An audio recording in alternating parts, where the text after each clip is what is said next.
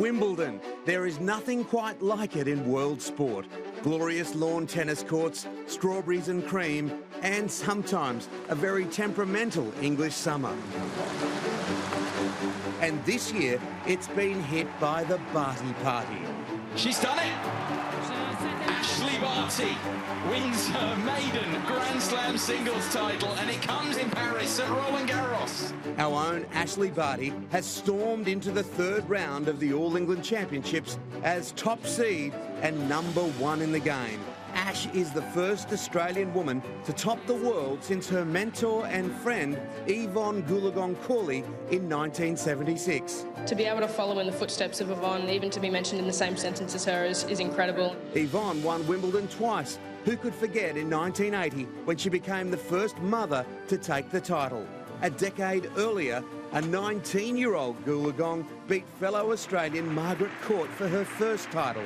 That year, Aussie legend John Newcombe had gone back-to-back for his third Wimbledon crown. When it came to paychecks, Newk's win pocketed him £3,750. For Goolagong, it was $1,800. Things have certainly changed now in tennis. It is one sport where we see pay parity. For those not aware of tennis history, Margaret Court is probably best known these days for some of her polarising comments as a Christian minister. As a tennis player, Margaret Smith, as she was known when she began, was in a court of her own. 24 Grand Slam titles, still a record in the women's game. Through adversity, the injured ankle, Margaret Court comes through to take this championship. In 1970, the year before placing runner-up to Goolagong, Margaret became the first woman in the Open era to win the singles slam. All 4 majors in the 1 year, including her third Wimbledon. In tennis, you will often hear the term Open era. That is everything after 1968. Probably the biggest change was when Open tennis came and we had the first pro Wimbledon. Before then, Wimbledon and tournaments like it were purely for amateurs, no professionals allowed.